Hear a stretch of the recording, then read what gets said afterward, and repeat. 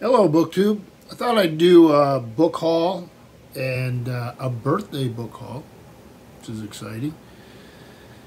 It's Sunday, another miserable weather day here in Vermont. We're hovering right at freezing, so we're getting a lot of slush instead of snow, and everything's just a big wet mess. And it seems like we've had about a month of really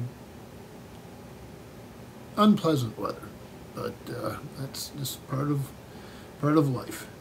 But it is hockey season, and so my beer of choice is usually Labatt's for this time of year. And cheers, Todd. So let's get right to the books. To start with, I've been hearing Steve Donahue talk about W.E.B. Griffin, and also his co-author on some of these, William E. Butterworth IV. I wanted to make sure I get that right. So the other day, actually, was it yesterday? I think it was yesterday, I was at a local thrift store, and I found a complete run, -1, which seems to be my way, of the series that Griffin did. And this is Honor Bound. Found this in a paperback. Looks like this was originally sold by Borders, for those of you who remember them. So this is a first in the series. The other series of his I've read was the Men at War series, which I really enjoyed. So let's see here. October 1942, at a secret rendezvous point off the coast of neutral Argentina, a small merchant ship delivers supplies to Nazi submarines and raiders. The OSS is determined to sabotage the operation by any means necessary. But one of the key saboteurs they've enlisted, a young U.S. Marine, must fight his own private battle between duty and honor, because he was chosen for a reason, to gain the trust and support of his own flesh and blood, a powerful Argentinian named El Coronel, the father he never knew. So, pretty interesting. So this is the first. Make some room here. Blood and Honor is the second. Again with a Borders sticker.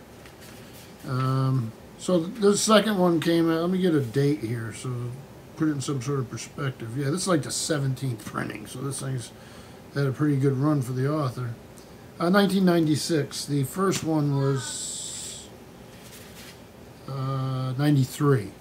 So Blood and Honor, nice cover. Let me see, here we go.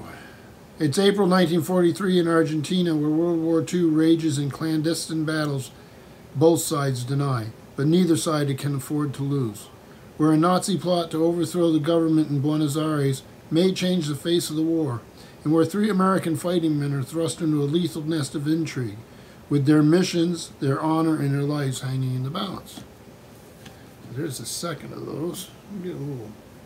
And here's the third, which I like this cover too. Again, Borders. So, and this one came out, this is like the 18th printing, and this originally came out in 1999. Let's see here. Cracking new adventure in the World War II series that began with Honor Bound and Blood and Honor. In 1943, an undercover American OSS agent penetrates Argentinian high society and befriends a Nazi pilot with ties to a plot that could bring war to a standstill. The assassination of Adolf Hitler. Okay, and there's something in this. Well, I won't show that because it's somebody's graduation picture. That's what happens when you find these books. And what is commonly used for a bookmark used to be back in the day, U.S. Airways ticket stub. Oh. So that was the third. So now we start going into the ones that are written with Butterworth. And these are these oversized paperbacks. So this is the fourth book in this series. And it came out in, let's see here, 2008 it looks like. So W.E.B. Griffin and William E. Butterworth IV, Death in Honor, an honor-bound novel. Very nice shape these are. Again, Borders. So let me see. 1943, Argentina is officially neutral and crawling with every kind of spy, sympathizer, and scoundrel imaginable. Here, Marine pilot turned agent Cletus Frade, or is it Frode? It's hard to see, is setting up an airline operated by the Office of Strategic Services. But before Frade can get airborne, two interwoven German operations must be grounded. One involves a scheme for Jews outside the fatherland to purchase the freedom of their relatives in concentration camps. The other has to do with the establishment of safe havens for senior Nazi officials. Needless to say, the OSS is very interested, and Frade, whose father was killed by the Nazis, is interested in stopping the enemy's plans at any cost. So there we go. And then, by both authors again, let's see. I'll make sure I get this. This is this would be the fifth one. The Honor of Spies, an honor-bound novel. And as you can see, it's both. There they are. That's a good picture.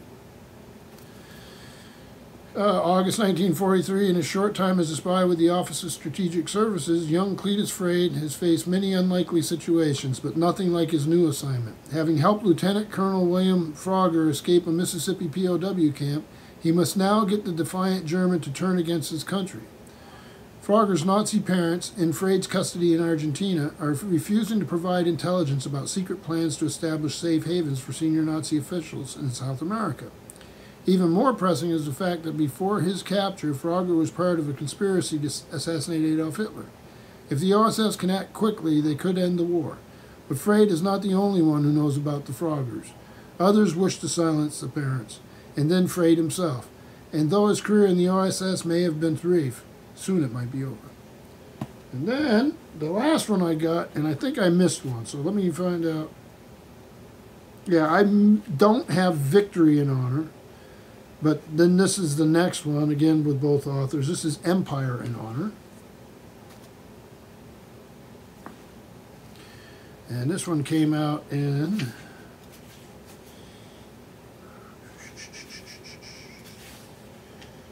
2012. In the closing months of the war, the United States made a secret deal with Reinhard Gehlen, head of the German intelligence's Soviet section. In exchange for a treasure trove of intelligence on the Soviets and their spies within the U.S. atomic bomb program, Gehlen's people would be spirited to safety in Argentina. Only a handful of people know about the deal. If word got out, all hell would break loose, and the U.S. would lose some of the most valuable intelligence sources they possess. It's up to Frade and company to keep them safe. But some people have other ideas. So that I paid $6, so $1 a piece. They're in really good shape. They're also very hard to handle to make one of these famous pyramids. But I'll do my best. So there you go. And then, for my birthday, I've got something that I find to be very exciting anyway, and absolutely beautiful. When I first read the Wizard of Earthsea, it looked like this. Ursula K. Le Guin. When did this paperback come out? This isn't my original copy. But the Parnassus Press edition came out in 1968, and Bantam edition August 75, which would have been pretty close to when I read it, and I loved it.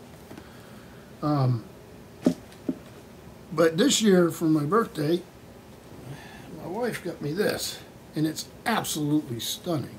This is all the books of Earthsea. Look at that, huh? This thing is a beast. It's got the ribbon marker. Let me show you the end paper. The cat's rolling around something over there. Yeah, well. So there you go. This is illustrated by Charles Vest. Here's a title page. So Saga Press, London, Sydney, New York, Toronto, and New Delhi. And this is the first edition, October 2018. So when you open it up, here's the contents. So if you want to see everything there, you just freeze your picture, I guess. Then the very important map. And nice introduction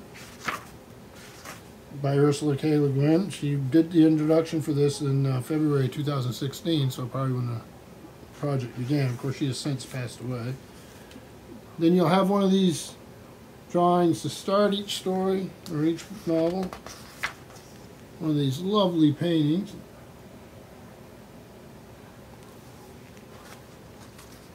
Then the contents for the novels. Then as you go through, I'll just try to find some, you'll have drawings like these. So that's when Ged's a young boy living on Gaunt. I absolutely love these stories. So here's he has been accepted at the School for Wizards. And I'll just show you a few more. But I only ever read the first three. So here's...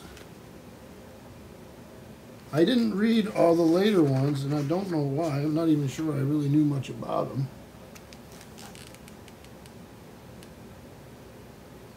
This is so new.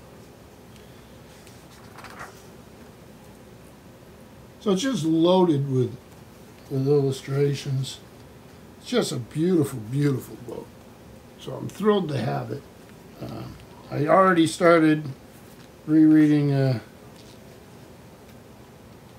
The Wizard of Earthsea, and it actually is better than I remember. So maybe I'm picking up a little more as an older adult than I did when I was a teenager, and that's good. But just stunning and thrilled to have it.